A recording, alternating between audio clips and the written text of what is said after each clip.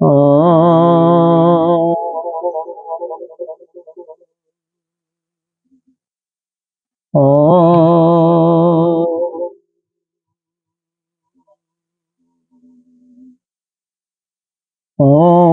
मां मे मनसि प्रतिष्ठिता मनो मे वाचि प्रतिष्ठितम् आविराविर्मेधि वेदस्य मा आदिस्तः सुतं मे मा प्रहासि अनेन आदितेन अहोरात्रेण सन्ध्यामि ऋतं वदिष्यामि सत्यं वदिष्यामि तन्माम् अवतु पदवक्तारमवतु अवतु माम् अवतु वक्तारम् अवतु वक्तारम्। ओम शांति शांति शांति। अब दूसरे अध्याय के खंड पहले का संगति सुबह हो गया था। अब मंत्र पढ़ते हैं। 6 मंत्र हैं, इसको समाप्त करना है आज। पुरुषे हवा अयम आदि। पढ़िए, निकालिए। तक नहीं लाए क्या? हाँ? नहीं लाए।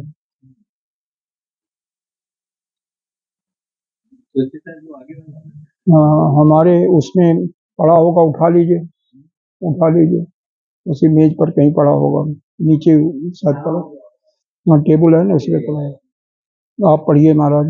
पुरुषे हवा अयम आदितो गर्भो भवति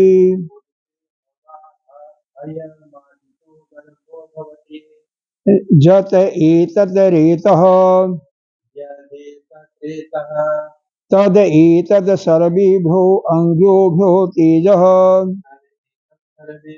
अंगेभ्यः तेजः संभूतम् आत्म अन्य एव आत्मानं बिभर्ति तत् यदा स्त्रियाणां सिञ्चति अत एनन जनयति तदस्य प्रथम जन्म।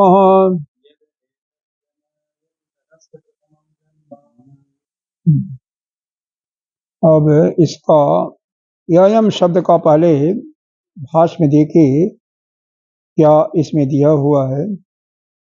बहुत सुंदर भाष्य है। कुछ जहां जहां जरूरी है उसको मैं बताता हूँ, उसको समझने की कोशिश कीजिएगा। बुद्धि को थोड़ा तेज कर लीजिए और मन को शांत कर लीजिए। अयम शब्द का दिया हुआ है एव अविद्या काम कर्म भी मानवान यज्ञादि कर्म कृत्वा अस्मात् लोकात् धूमात् क्रमेण चंद्रमसं प्राप्य क्षीण कर्म। बाकी बाद में देखते हैं। देखिए इस शब्द का अर्थ लिया हुआ है वह कौन? वह जो भी जीव है अविद्या काम और कर्म से ग्रसित है, जनित है। और क्या है? मानवान है, मतलब अहम भाव वाला है।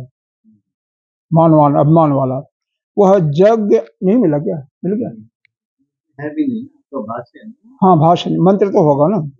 यज्ञादि कर्म कृत्वा, यज्ञ आदि कर्म करके इस लोक से धूम आदि क्रमेण, धूम मात्र कई बार बताया हुआ है, धूम मात्र से कहाँ तक पहुंचा? चंद्रमा लोक, चंद्रलोक को प्राप्त हुआ, पितृलोक को। क्षीण कर्मा, जब उसका पुण्य क्षीण हो गया तो क्या हुआ? वृष्ट आदि क्रमेण इमं लोकम प्राप्त। वृष्टि आदि जैसे बारिश होती है उसी क्रम से, मतलब ऊपर से नीचे जैसे बारिश गिरती है उसी प्रकार से वह नीचे आकर के अन्नभूत, वह किसी वनस्पति में आकर के अन्नभूत हो गया। पुरुषो अग्नौ होता और अन्य रूप से वह पुरुष रूप में अग्नि जैसे होता, हवन किया जाता, वह अग्नि में हवन किया। मतलब वह जीव पुरुष के अंदर आ गया। ठीक है, तो समझ में आ गया।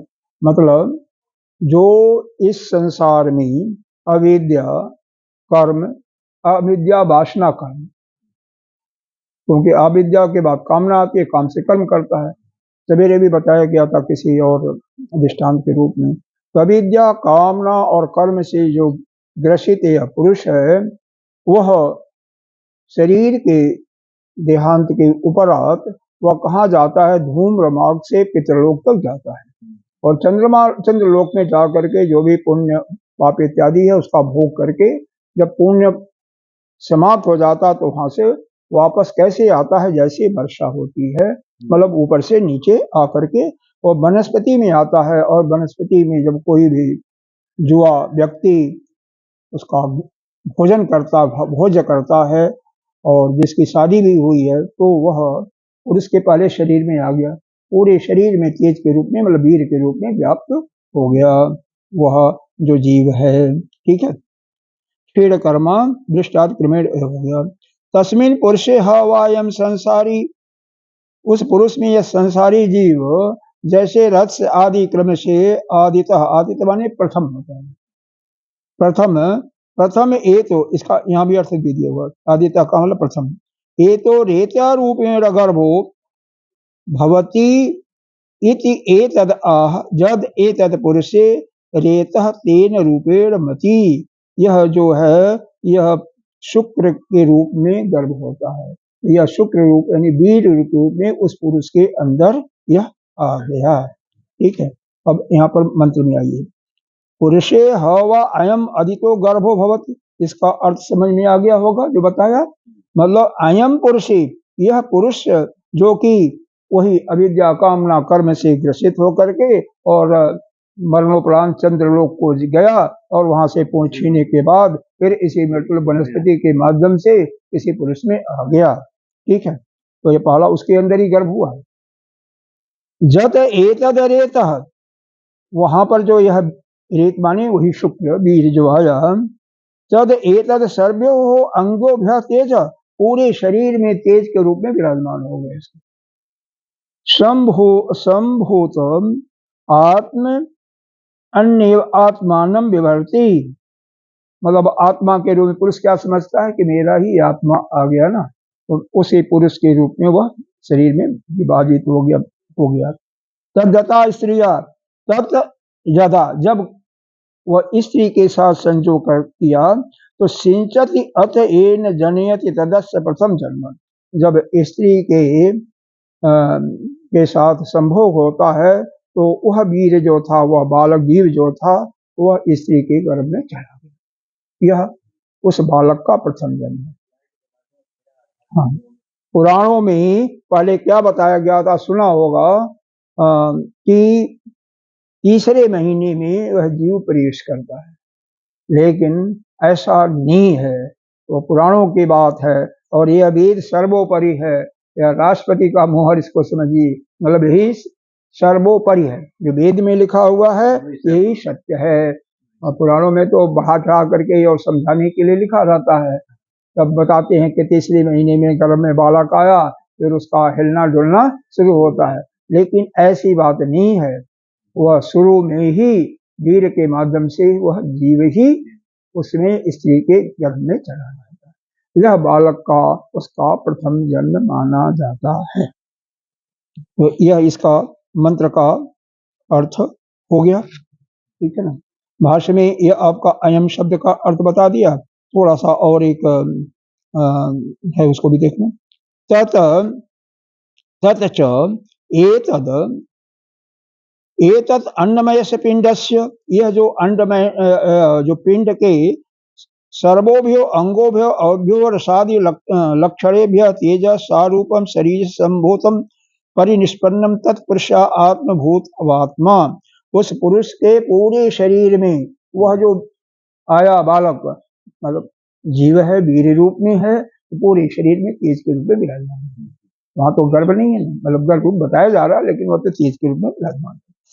तम आत्मानम रेत रूप में, वह आत्मा जो है रेत रूप में, आत्मा की किसकी बात है, वही जो जीव आया है, हाँ, शुक्र रूप में यानी वीर के रूप में गर्भीभूत आत्मनिव स्व शरीर एवं आत्मा विभर धारती, वह जो पुरुष है वही धारण करता है, पहले पुरुष ही उस बालक को, वह जीव को अपने शरीर में धारण करता है, उसी के गर्भ में समझिए रहता है, एक दिन 2 दिन 4 दिन जैसे भी समझिए, फिर वह स्त्री के समय आता है तो वहां चला जाता।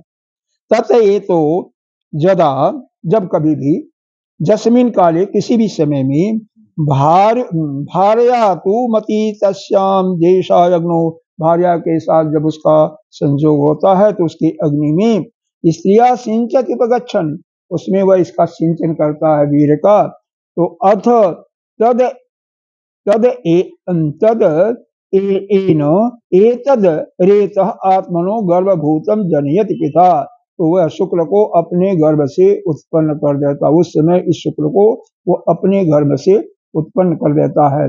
इस प्रकार से तदस्य पुरुषस्य स्थान निर्गमनम, तो पुरुष के शरीर से जो वीर का निष्कासन होता है वह संसारी और स्त्री के गर्भ में चला जाता है। तो यह संसारी पुरुष का प्रथम जन्म इसको कहते हैं। प्रथमम जन्म, प्रथम अवस्था व्यक्ति उसकी पहली अवस्था की अभिव्यक्ति हो जाती है। यही बात असावात्मा अमुमात्मानम इत्यादि वाक्य से पहले भी कही गई है। तो मतलब इसका पूरा सार पहले मंत्र का समझ करके जल्दी जल्दी 5-6 मंत्र समाप्त करना है। तो यह हुआ कि पहले जीव जो है, जो भी व्यक्ति, जो भी जीव इस अविद्या, कामना और कर्म से ग्रसित था और उसका हो गया, उसके शरीर का छूट गया, उसका तो जाता नहीं है, शरीर उसका छूट गया, तो वह धूम्रपान, क्यों, वह केवल अग्निहोत्र इत्यादि तो किया था, उपासना किया नहीं था, तो ज्ञान का संचय भी नहीं किया था, यह भी नहीं सत्संग सुनता था, तो वह उत्तरायण मार्ग उसको मिलना नहीं है, उसको धूम्र मार्ग ही मिलना है। धूम्र मार्ग के द्वारा वह चला गया क्रमशः पितृलोक को, और वहां पर चंद्रलोक में जाकर के अपने पुण्य पाप का भोग किया। पुण्य पाप जब वो क्षीण हो जाता है तो नीचे इस पृथ्वी पर आता है, वनस्पति में आता, कैसे, ऊपर से नीचे जैसे वर्षा होती है। अच्छा, अब वनस्पति में आकर के जब कोई भी युवा पुरुष, उसका अब कई चीजें होती हैं, क्या क्या खाया, किसमें वह जीव है ये तो पता नहीं, तो जब उसके बीज में आ जाता है, उसके अंदर आ जाता है, तो पूरे शरीर में वो वीर के रूप में विराजमान हो जाता है। और जब कभी भी किसी भी समय उसका स्त्री के साथ संयोग होता है तो वही वीर जो है वह स्त्री के गर्भ में जैसे अग्नि में हवन देते हैं उस प्रकार से वह खींचा जाता है, और फिर यह उसका पहला जन्म मानते हैं स्त्री के गर्भ में। ठीक है, अब आगे चलिए, बहुत आसान है, मुश्किल नहीं है, इसलिए 6 मंत्र समाप्त। फिर भी कहीं अगर दिक्कत बताइए। तत् स्त्रिया आत्मभूतम गच्छति, तो वह स्त्री क्या करती है, आत्मभूतम, अपने जैसे अन्य अंग होते हैं उसको भी एक अंग मान लेती है, जो बालक उसके गर्भ में आता है उसको अपना अंग मान करके उसका पालन पोषण करती है। यथा स्व अंगम, तथा जैसे अपने अंग का पालन पोषण होता है ना, जैसे जो भी खाएगी सारे अंगों का पालन पोषण होता है, उसी प्रकार से वह जो खाती पीती है उसी से बालक का भी पालन पोषण होता है। तस्मात् एनाम न हिनस्ति, वह कह रहे हैं वह उसे पीड़ा नहीं पहुंचाता। स अस्येत आत्मात्मानम अत्र गतम भविष्यति, और वह उदर में जो पति के अंश से वह आता है वह आत्मा का वह पोषण करती है, मतलब वह जीव जो है उसका पोषण करती है। अरे बहुत ध्यान रखती हैं इससे, अगर कोई स्त्री पढ़ी लिखी हुई है उसके गर्भ में बच्चा आ गया, कोई दवा दो तो उसको जब तक उसके बारे में पूरी इंक्वायरी नहीं कर लेती है, बाकी गांव की स्त्रियां नहीं, उनको कुछ पता नहीं है, वो तो जो भी दोगे, कोई बीमारी हो गई तो जो दोगे खा लेंगी, लेकिन वह स्त्रियां जो पढ़ी लिखी हैं, थोड़ा सा होशियार हैं, तो वह उसको उसके बारे में पढ़ करके, आजकल तो गूगल पर सर्च है या कहीं से पूरी जानकारी के बाद ही वह खाती है नहीं, क्योंकि बालक के लिए नुकसानदायक भी होता है कई दवाएं, और देना भी नहीं चाहिए। किसी अगर झोला साफ डॉक्टर से दे दिया तो नुकसान भी कर सकता है। आजकल यही होता, गांव में तो ही होता था, अभी अब तो धीरे धीरे सुधार इम्प्रूवमेंट हो रहा है, अब तो इन पर गवर्नमेंट का भी थोड़ा सा वो होता है, लेकिन अभी भी चलता है, दूर दराज के गाँव में चलता है, यहाँ डॉक्टर कहीं मिलेगा नहीं, कोई क्लिनिक नहीं मिलेगी, तो हाँ तो वही सर्वश्रेष्ठ डॉक्टर माने जाते हैं, कोई डिग्री है नहीं है, बस एक छोटा सा कोई उपाधि ले लेते हैं। तो इसका अर्थ बहुत आसान है, जिस प्रकार अपने अंग होते हैं स्त्रियों के, उसी प्रकार से उस बालक को भी हर एक अंगों के माफिक वह पालन करती है। किसको, जो वीर स्त्री के आत्माओं को प्राप्त होता है, यानी वीर के मार्फत, वीर के साथ में जो जीव आता है वह उसको पीड़ा नहीं पहुंचाता, वह उधर गए हुए उधर में आए हुए बच्चे का भली भांति अच्छी तरीके से पालन पोषण करती है। बाकी इसका भाष्य तो बहुत आसान है। अंत में एक चीज देख लें, दो लाइन, सा अंतर्वत आत्मस्य भर्तुः आत्मानं अत्र आत्मना उदरे गतं प्रविष्टं बुद्धिया भावयति वर्धयति परिपालयति। वह गड़बड़ी अपने वह पति के वीर को के रूप में जो बालक आया, वह उसके पेट में जब पहुंच जाता है तो वह गर्भ के जो नुकसानदायक चीजें होती हैं, जो विरोधी, जैसे मंत्र बताया ना, उस भोजन को वह नहीं करती है। उसको त्याग करके जो बच्चे के वृद्धि में, बच्चे के संस्कार में उचित होता है, उसी भोजन को वह करती है। बाकी स्त्रियां क्या करती हैं? अरे गर्भवती स्त्रियां बहुत ध्यान से रहती हैं, जो समझदार हैं। यह दूसरा मंत्र हुआ। तीसरा मंत्र चलिए। यह अध्याय बहुत आसान है। यह दूसरा अध्याय मुश्किल वाला नहीं है। तीसरा अध्याय फिर कठिन आएगा। ये दूसरा अध्याय है। दूसरे अध्याय का तीसरा मंत्र निकालेंगे। सा भावयत्री भावितव्या भवति, भावयितव्या भवति तम स्त्री गर्भ बिभर्ति। सो अग्र एवं कुमारम जन्मनो अग्रे अधिभावयति। स जत कुमारम जन्मनो अग्रे अधिभावयति आत्मान एव तद्भावयत एषां लोकानां संतत्या लोकानां संतत्या एवं संतता ही में लोका तदस्य द्वितीयं जन्म। लोकात होगा, लोकात अस्य द्वितीयं जन्म। इसका संधि विच्छेद करोगे ना तो लोकात अस्य द्वितीयं जन्म, अस्य हो जाएगा वो संधि विच्छेद करने पर। और वैसे लोकात तदस्य संधि विच्छेद करने से लाभ क्या मिलता है, हमें उसका अर्थ पढ़ते पढ़ते मालूम है। अब क्या है, स्वाभावित्री, वह जो अपने पति के मार्फत से, पति के माध्यम से वह जो आया, जीव आया, उसके यहाँ उसको गर्भ में पालन पोषण करती रहती है। भावितव्या, खुश भी होती है। भाई देखो, खुशी तो होती है जब कोई स्त्री गर्भवती होती है ना, और उस समय जबकि कई सालों तक मान लो किसी को गर्भ नहीं ठहरता, कई बार हो जाता है, तो अगर किसी के गर्भ ठहरता तो स्त्रियां बहुत खुशी होती हैं। बल्कि उसके जो साथ की, जो उसके मतलब सहानुभूति प्रदान करने वाली है, उसके अपने जिसको करते हैं, वह भी बहुत कुछ उसके मतलब धन्यवाद इत्यादि देती हैं और खुशियां मनाती हैं।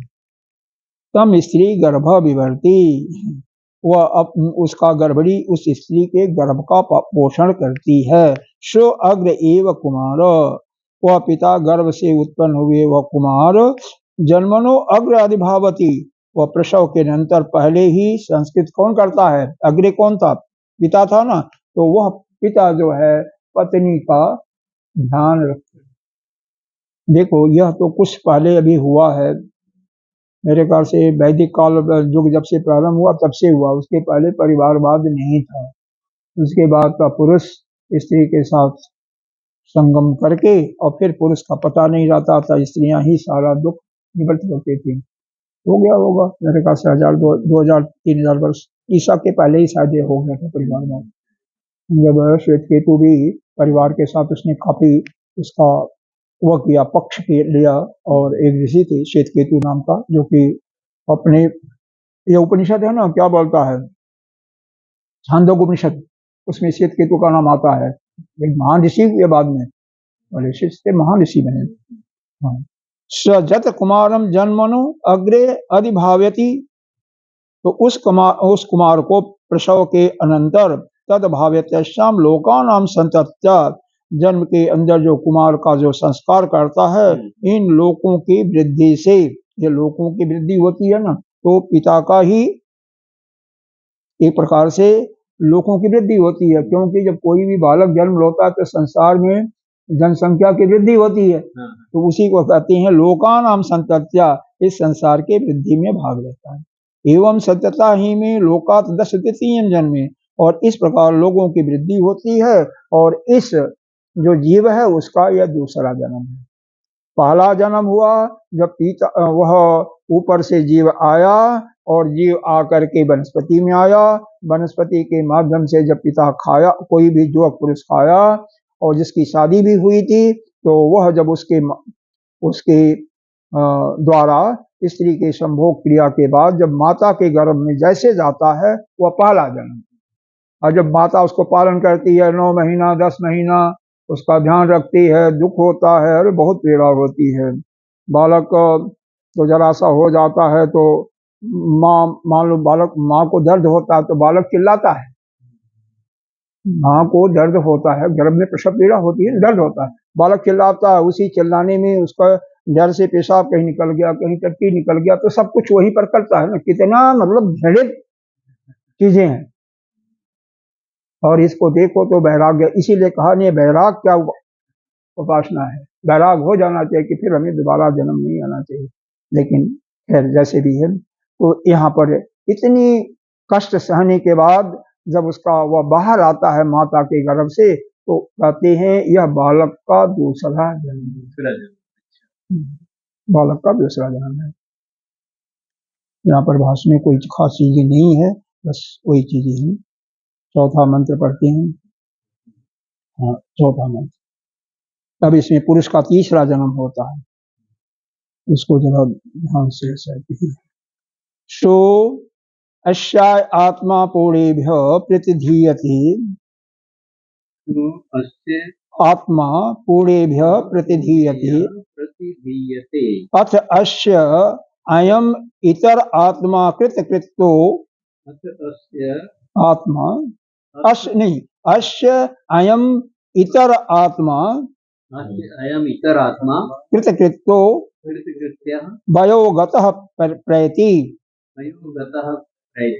स इतः प्रयण एव प्रयतेव एव पुनर्जायते,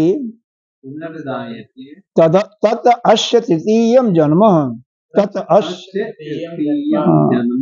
जब सो अस्य आत्मा, वह पिता के द्वारा जो पुत्र आया पूर्ण कर्मों के अनुष्ठान से। पूर्णेभ्य का अर्थ देखिए यहाँ पर क्या लिखा हुआ है, पूर्णेभ्य यहाँ पर दिया हुआ है। हाँ,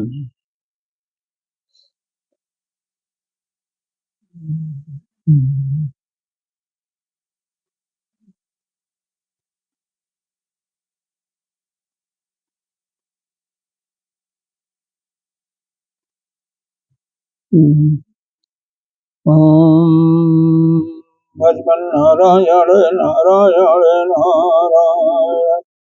नारायण नारायण नारायण। यहाँ देखिए पूर्णेभ्य का अर्थ क्या दिया हुआ है, शास्त्र उक्त एभ्य कर्मभ्य कर्म निष्पादन अर्थ प्रतिधीयते पितुः, यानी पिता का वह जो पुत्र रूप है, यह शास्त्रोक्त, शास्त्र में जो बताया हुआ है उसके कर्म के निमित्त, अर्थात कर्मों को निष्पादन के लिए पिता के स्थान पर उस पिता का प्रतिनिधि बन करके वह स्थापित किया जाता है। स्थापने पिता जत कर्म तत् कर्णा प्रतिधीयते इत्यर्थ, मतलब पिता के जो कर्म होते हैं वह फिर वही करता है ना। जब जैसे बड़ा हो गया, वही बालक जब बड़ा हो जाता है तो क्या होता है, और पिता बुढ़ा हो जाएगा धीरे धीरे बढ़, यही होता है ना।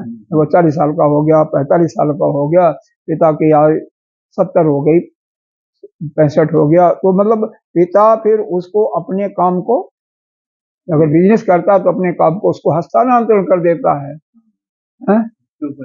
अब जो भी अपना यह काम करना तो उसको छोड़ देता है, और पिता अपना उस भार से मुक्त हो जाता है। फिर पिता क्या होता है, फिर चूंकि ज्ञान तो प्राप्त किया नहीं, तो फिर वही पिता जो है फिर वही धूम्र मार्ग से फिर जाता है पितरलोक में। अब फिर जो भी अपना होगा पाप पुण्य उसका छीड़ हो जाता है, और छीड़ होकर के फिर कहीं वर्षा की माफिक फिर किसी ऐसे वर्षा होती है, उसी प्रकार से वह फिर आता है, और किस में आएगा? वही वनस्पति में आएगा। कोई प्रोसेस हुआ ना। और जब प्रोसेस वनस्पति में आया, पुनः कोई युवक उसको जब खा लेता है और उसके गर्भ में वीर के रूप में आ जाता है, तो उसका तृतीय जन्म होता है। तृतीय जन्म मतलब इस प्रकार से आते जाते रही। सीधी सी बात है, जो भी जीव अविद्या कामना कर्म से ग्रसित है, अविद्या कामना का मतलब कामना से ग्रसित है, मतलब कुछ चाहिए। कामना का मतलब किसी भोग की इसकी इच्छा है, किसी भी प्रकार की, तो उस भोग की इच्छा के पूर्ण हेतु वह कर्म करना पड़ेगा उसको, क्योंकि पैसा चाहिए या कुछ परिश्रम करना है।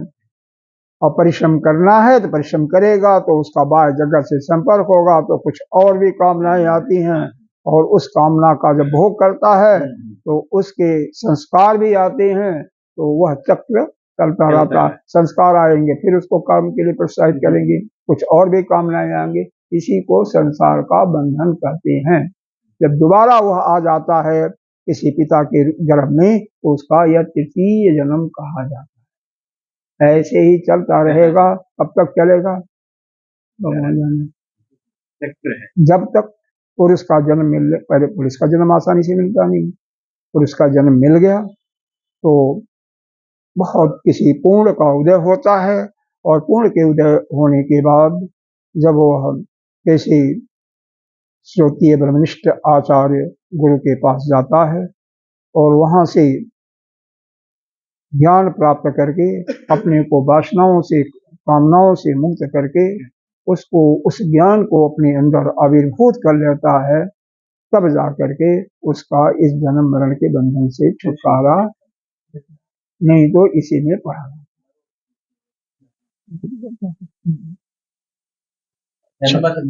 दुसा दुख, तुलसीदास जी ने बोला ना, जन्म मत मरद दुसा दुख सहन।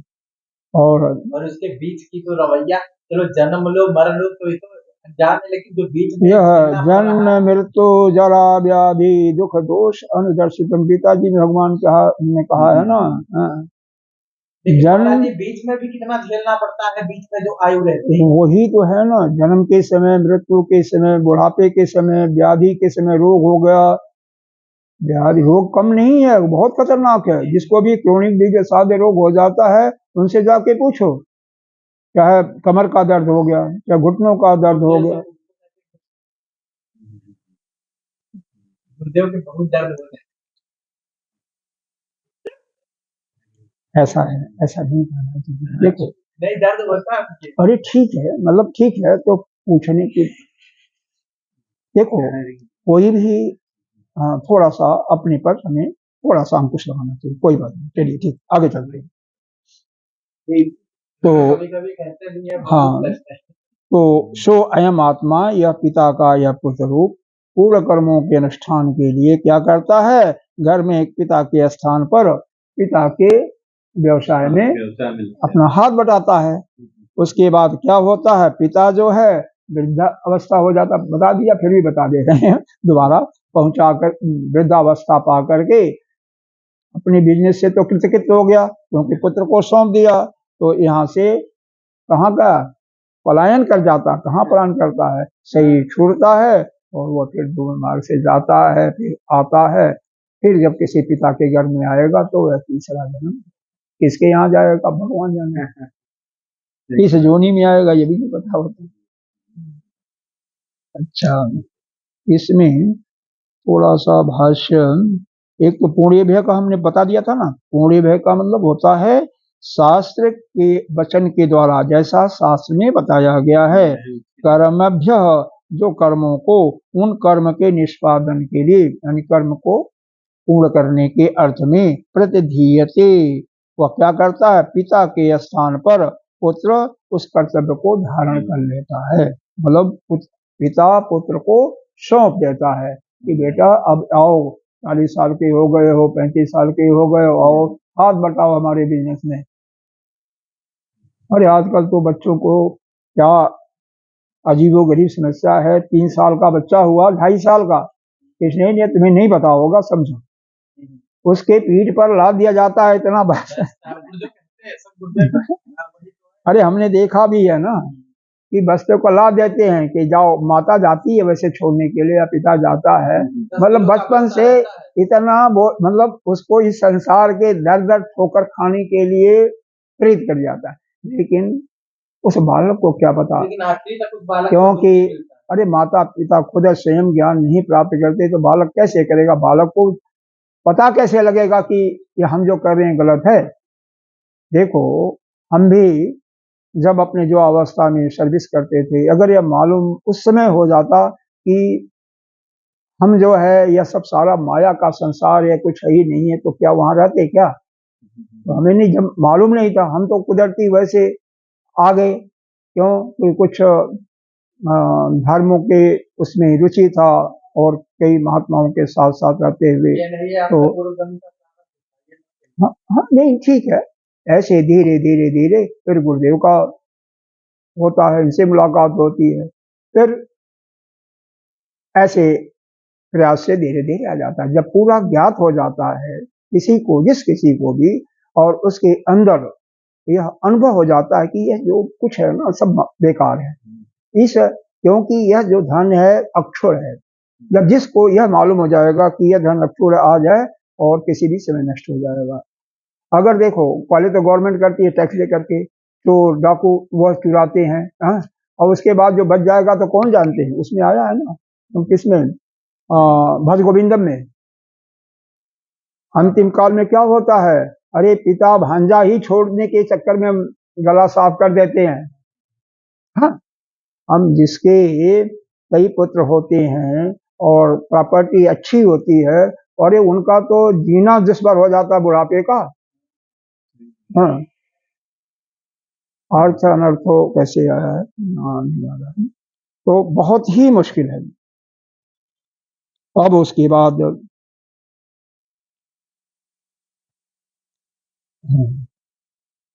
तथा च संप्रति विद्यायां वाजसेनैके पुत्रानुशिष्ट, यही बात वेदारण्यक उपनिषद में कहा, अहम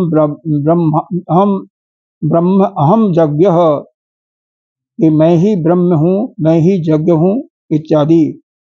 अब इस प्रकार से यहाँ पर पुत्र का पुनः जन्म होता है, तृतीय जन्म हो गया। तृतीय जन्म के बाद अंतिम इसका थोड़ा सा जो है भाष्य उस देखने के योग्य है।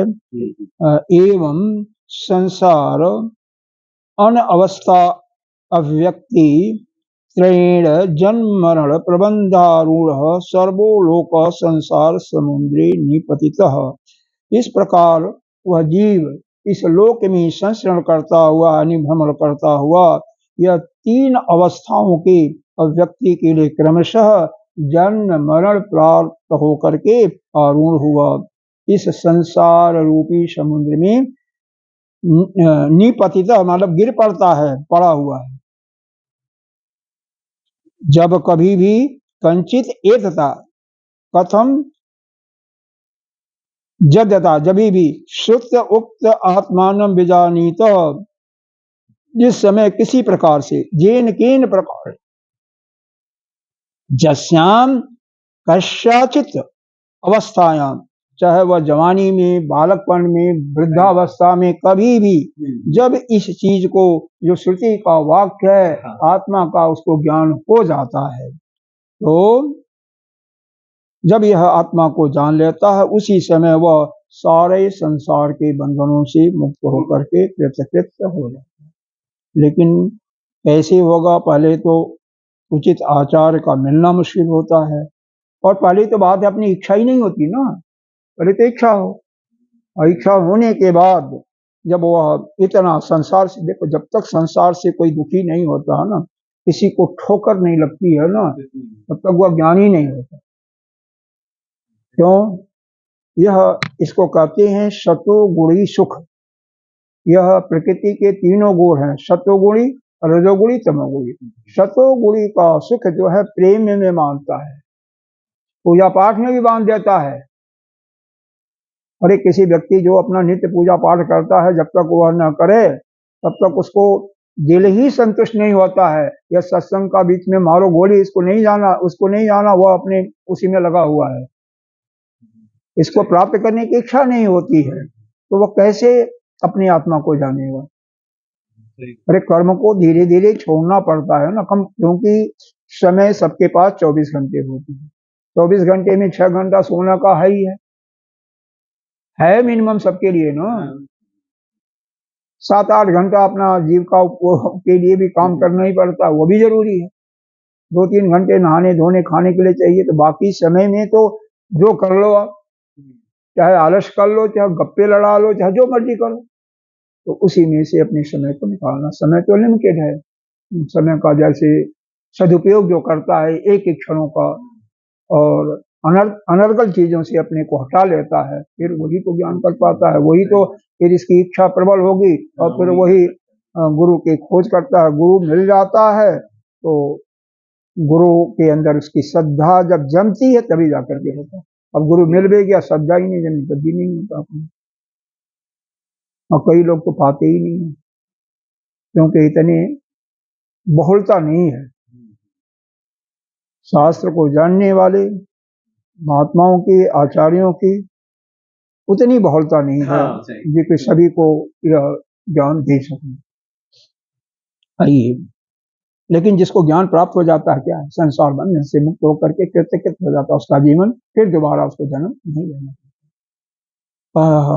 चौथा क्या है, 5वां श्लोक, 5वां मंत्र, बहुत ही सुंदर मंत्र है। एक वामदेव नाम के ऋषि थे, नाम सुना होगा आपने, सुना होगा नहीं? वामदेव नाम के ऋषि, यह गर्भ में ही यह ज्ञानी हो गए थे। तो गर्भ में ही यह बोल रहे हैं, गर्भ में इन्हीं की वाणी बोल रही है, उसी को सुनना है। अरे कई महात्मा पत्नी के दुख से दुखी हैं, पत्नी मर जाती तो अभी अपना खुशी मनाते हैं। किसी की पत्नी अच्छी है तो भी भगवान को धन्यवाद देते हैं कि उस पत्नी अच्छी नहीं होती तो हम यह भगवान का भजन ज्ञान इत्यादि नहीं कर पाता। कोई दुष्ट है तो इसलिए खुशी होते हैं कि हम उससे किनारा तो कर लिया, और जब उसका त्याग हो जाता है तो अपना पूरा समय भगवान के लिए लगा देते हैं। तो हर एक किसी प्रकार से, मतलब परिस्थितियां सबके पास आती हैं, हर परिस्थितियों में जो खुश रहता है और उसी परिस्थिति को अपना एक प्रकार से अपना भाग्य समझ करके अपने को चेंज कर लेता है, अपने को ही बदल करके। हाँ, अपने को, परिस्थितियां नहीं बदलेंगी, हमें अपने आप को बदलना है। तो क्या यह ऋषि वामदेव ऋषि क्या कहती हैं, तद उक्तम ऋषिड़ा, आप पढ़िए ना, ऋषिड़ा गर्भे नु सन अन्येषाम अवेद अहम देवानां जानिमानि विश्वा शतम महापुर आयसी, हाँ, आयसी पक्षन अधः सेनो पक्षन अधः सेनो जवसा निर्दीयम इति, हाँ, गर्भ एव एतत् शयानो वामदेव एवं उवाच, हाँ, क्या बताया, तद उक्तम ऋषिणाम, यह वामदेव ऋषि ने क्या कहा, कहाँ कहा है, देखो नीचे इसमें देखोगे तो एयत शयानो वामदेव, शयन करते हुए, गर्भ में ही शयन करते हुए यह शब्द बोला नीचे के लाइन से, गर्भ में शयन करते हुए वामदेव ऋषि ने यह कहा, क्या कहा कि गर्भे तु सन अन्वेषण, हमने गर्भ में भी अन्वेषण कर लिया। अन्वेषण मतलब खोज करना होता है। कैसे किया, इनके पिताजी ज्ञानी महात्मा थे, गृहस्थ थे लेकिन ज्ञानी थे। वह वेद का पाठ करते थे। यह वेद का पाठ करते करते यह इसको अपने अंदर अनुभव करने लगते। पिताजी कहने लगे इसका अपने अंदर, जब यह आत्मा का ज्ञान तभी होगा जब अपने अंदर जाएंगे। और वो पत्नी बैठती रहती होगी तो एक घर में सुनते रहते होंगे, तो ये अपने अंदर जाते जाते चले जाते थे। और इस प्रकार से गर्भ में ही उनकी पूर्वजन्म का तब ज्ञान है उनका, तो वह ज्ञानी बन जाते हैं। हाँ, यही बताया गर्भे नुसन अन्येषाम अवेद अहम देवानाम जानमान विश्व, जो रहते हुए देवताओं के संपूर्ण जन्मों को मैंने जान लिया। सतम महापुर, हम अपने सैकड़ों जन्मों के भी जान लिया कि हम किस जन्म में क्या थे क्या नहीं थे। सतम महापुर आयसी, आयसी कहती हैं लोहा को, तो लोहा से जैसे किसी को जकड़ दिया जाता, अधा माने गिरा दिया जाता है। सियोनो, सियोनो कहते हैं बाज पक्षी को। सियोनो जवसा निर्दयमिति, जब वह बाज पक्षी जैसा इतना तेज हो जाता है कि उस लोहे के जंजीर को काट देता है, तो हमने उसको लोहे के जंजीर को काट दिया गर्भ में ही। एवत एव एतद सयानो, जो इसका अर्थ तो ऊपर आ गया, तो इस प्रकार से काट करके गर्भ से बाहर है। नहीं समझे? यह जो लोहे की जंजीर है ना, यह जो 84 लाख योनियों की बंधन है, जो अविद्या, कामना और कर्म, यही लोहे की जंजीर है, और कोई लोहे की जंजीर नहीं है। यह अविद्या जो है या कामना जो है, इतनी आसानी से नहीं जाने वाली है, बहुत ही खराब है। और जब तक मनुष्य के अंदर बहुत तीव्र उत्तेजना, तीव्र इसके प्राप्ति, ज्ञान प्राप्ति के लिए वह उत्तेजना नहीं होती, दृढ़ता नहीं आती, तब तक इसको नहीं कर पाता है। यह वासना का बंधन, किसी वासना पर विजय प्राप्त करना इतना आसान काम नहीं है। और यही कामना को जो समाप्त कर देता, उसके लिए क्या हो, तो ज्ञानी हो ही जाएगा, क्योंकि अपने अंतःकरण में मल है, वासना ही का ही तो है ना, पीछे की वासनाएं हैं और इस जन्म की भी वासनाएं आती हैं, उन्हीं के द्वारा तो मल भरा हुआ है।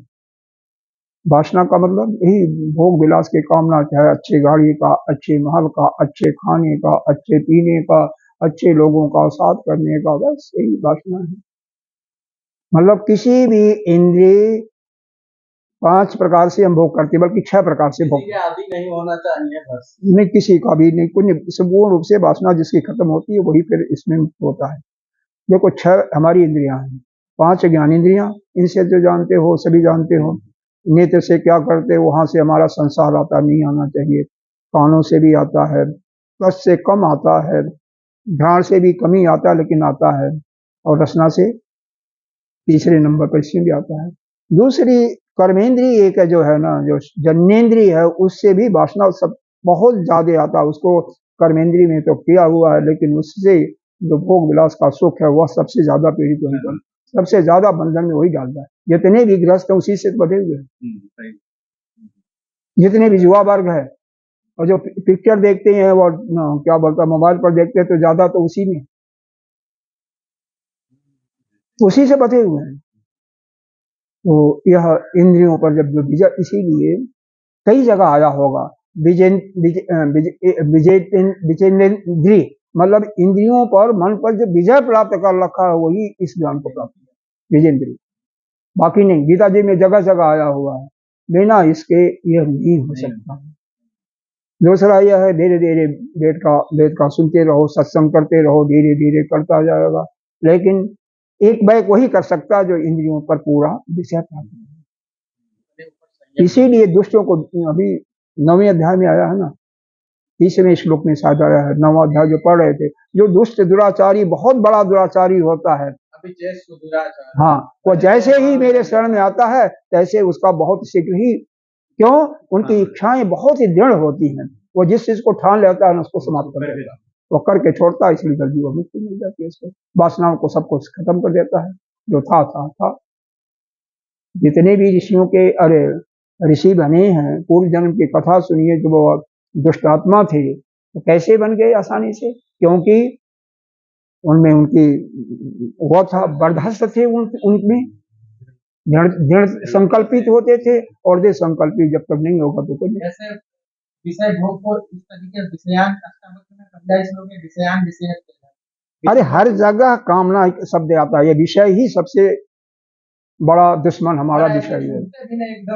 अभ्यास वैराग्याभ्याम करने देखो, जब किसी को ठोकर लगता है ना किसी विषय से, तब वह एक तो तब आसानी से अगर उसको महसूस किया तो उस समय छोड़ जाता है, और दूसरा जो बारंबार सत्संग सुनता हुआ यह ज्ञान में यह जब बैठ जाता है अंदर कि यह तो सारा जगत माया ही है, जो भी संसार की वस्तुएं हैं आज हैं कल नहीं रहेगी, जैसे नचिकेता कठोपनिषद ने कहा था जमराज से, तो भी धीरे धीरे वो खत्म हो जाता है, तो ज्ञान प्राप्त कर लिया। या तीसरा, भगवान का जब वो बन जाता है, भगवान को जब प्यारा हो जाता है, उसका कर्म जन्म सब कुछ भगवान के लिए अर्पित हो जाता है, तो भी भगवान उसको कर लेता है।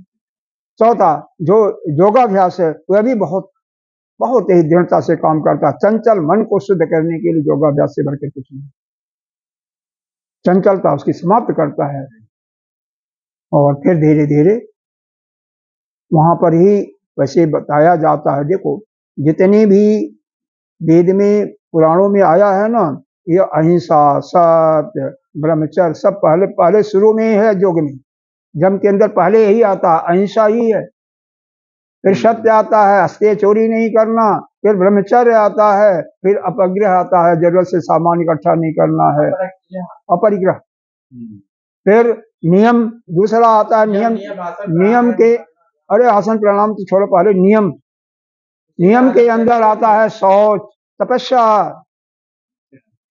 फिर संतोष, फिर स्वाध्याय, स्वाध्याय में और कुछ नहीं, यही शास्त्रों का स्वयं, और फिर ईश्वर प्रधान मन को परमात्मा से लगा देंगे। ये जब आ जाता फिर आसन का नंबर आता है। लेकिन आजकल जो पार्कों में सिखाया जाता है या कोई योग नहीं है, योग की तो यह शरीर को ठीक करने के लिए बताया जाता है, शरीर कैसे ठीक है।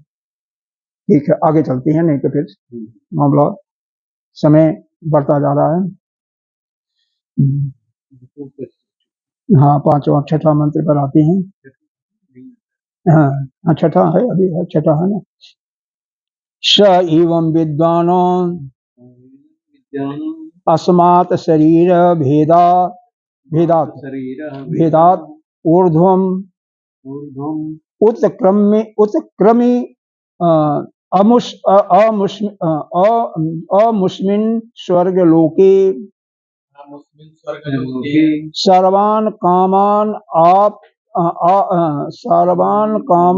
आप्त अमृतः संभवत। इसमें क्या है, अब इसमें यह जो स्वर्गलोक आया है ना, इसका भाष्य देख लो क्या आया है। इसका स्वर्गलोक का, यहाँ पर स्वर्गलोक का मतलब नहीं है, स्वर्गलोके का आया है स्व अस्मिन आत्मनि स्वस्वरूप अमृत संभवत, वह अपने आत्मा के स्वरूप को जान लेना, यही स्वर्गलोक है, क्योंकि उसके बाद वह अमृत तत्व को प्राप्त कर लेता है। जब तक कोई अपने आत्म तत्व को नहीं जानता है तो उस अमृत तत्व को नहीं प्राप्त कर लेता। और क्या है, आत्मज्ञानी जब आत्मा का ज्ञान हो जाता है तो पूर्व आप्त काम, पूर्ण रूप से वह आप्त काम हो जाता है, उसको किसी चीज की इच्छा नहीं रहती है, सारी कामनाएं उसकी भस्म हो जाती हैं। जीवन एव सर्वान कामान इत्यर्थः, सभी कामनाएं को त्याग करके वह अमृत तत्व को प्राप्त हो जाता है। इसका मतलब यहाँ पर क्या है, वह उसका जीवन सफल हो जाता है, जन्म मरण के बंधन से वह मुक्त हो जाता है। और थोड़ा सा भाष्य को और सुनना है।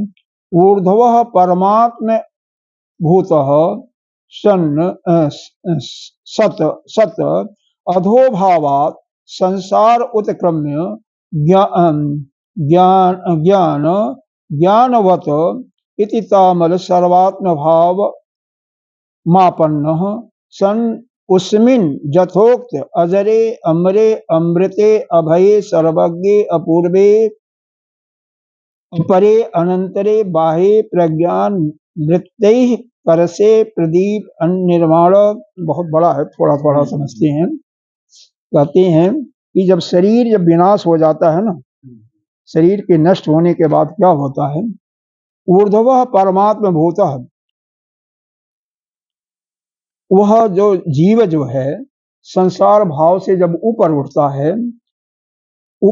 है तो वह सत अधोभावा संसार भाव से ऊपर उठा तत् संसार उत्क्रमण संसार से ऊपर उठ के ज्ञान अबध्यति यानी ज्ञान को प्राप्त करके कैसे सर्वात्म भाव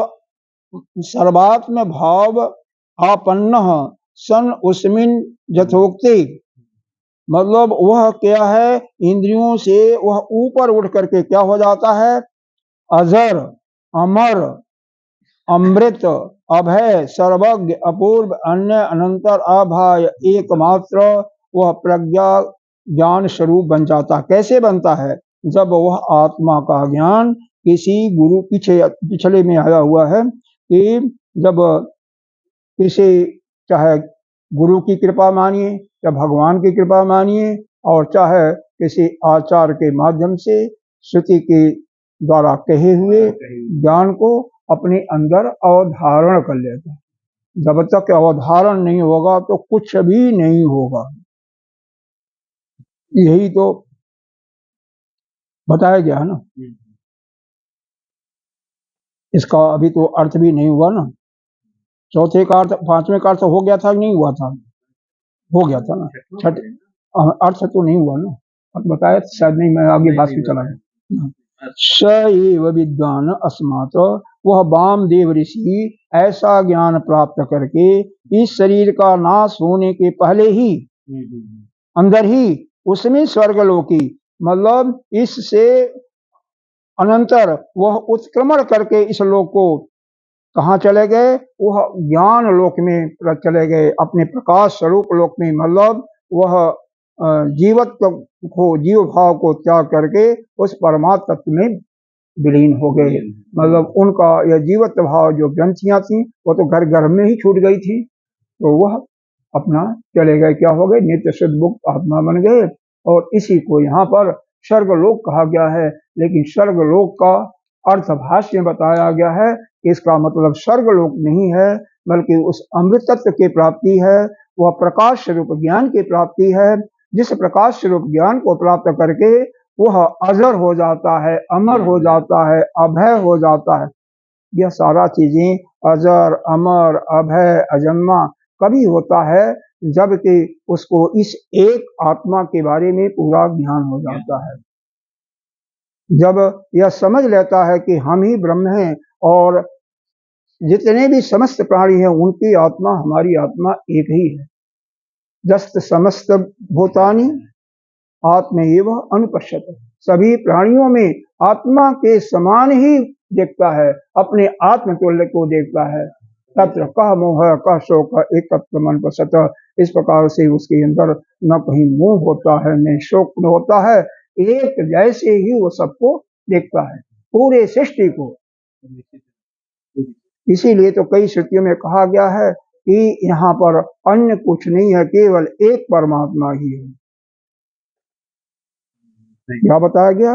ओम अयम आत्मा इदम एक अग्रे आसीत एवाग्रे आसीत, यह एक ही आत्मा सबसे पहले सृष्टि में था, न अनेक किंचन हम विशते, कोई अन्य कोई नहीं था। स इक्षते लोकान सृजा, लोगों की सृजा के लिए, लोगों के रहने के लिए, सृष्टि का निर्माण करने के लिए सृष्टि होता। और फिर यह सारा यह लोकपालों की रचना हुई, देवताओं की रचना हुई। बाद में सबसे इसका जो निष्कर्ष क्या बताया गया यहाँ पर, निष्कर्ष तो सुनी लो कि यह जीव जो है जिसको हम जीव मानते हैं, शरीर तो अनित्य ही है, इसमें तो मेरे ख्याल से अब आपको भी शंका नहीं होगी, नहीं है ना। तो यह शरीर हुआ, जीव भी, और क्या है? ईश्वर भी। जीव क्या, ईश्वर भी, यह सब भाषित सत्ता है। यह पूरा जीव जगत ईश्वर सभी उस अपने अधिष्ठान स्वरूप ब्रह्म जो पर ब्रह्म है उसी में भाषित हो रहे हैं, उसी पर अभ्यस्त है। वो अधिष्ठान है और यह सब उसी पर अभ्यस्त हो रहे हैं। दूसरे शब्दों में कह रहे हो, यह कह सकते हैं कि यह पूरा जगत ईश्वर और यह उसी पर कल्पित हो रही है।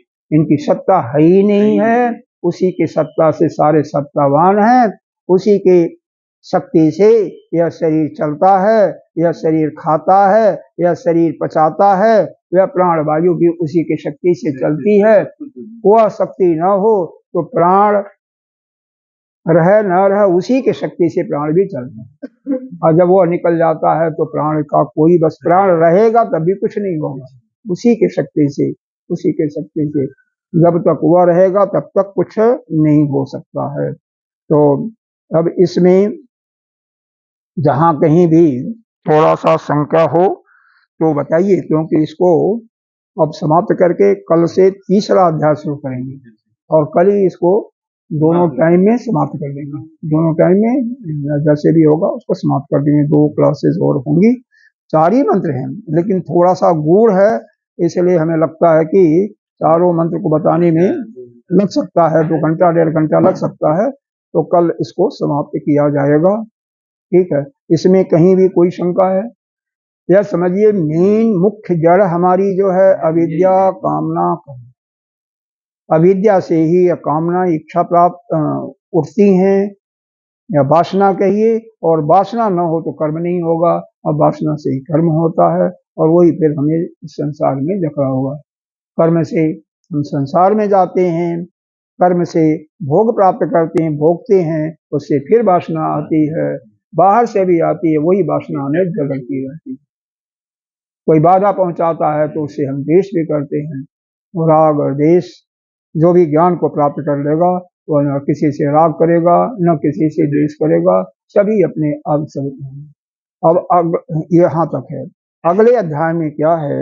ओम ब्रह्म, को आत्मा, उस आत्मा कौन है, आत्मा का कैसे हम जाने, उस पर आत्मा को जानने के लिए क्या साधना करनी चाहिए, क्या नहीं।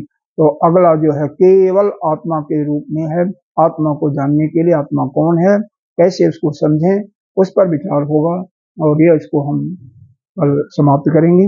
और बहुत इसमें पूरा अपने मन को संसार से बाहर निकाल, बहुत ज्यादा नहीं, 4 ही मंत्र हैं, फिर भी थोड़ा सा गंभीर होने के नाते दोनों समय लगेगा, उनके गूढ़ है थोड़ा। यह दूसरा अध्याय तो बहुत सिंपल था, आसानी से समझ में आ गया। तीसरा अध्याय थोड़ा सा अपनी प्रज्ञा को जगानी पड़ेगी। ओम पूर्णमिदः पूर्णमिदं पूर्णात् पूर्णमुदच्यते पूर्णस्य पूर्णमादाय पूर्णमेवावशिष्यते। ओम शांति।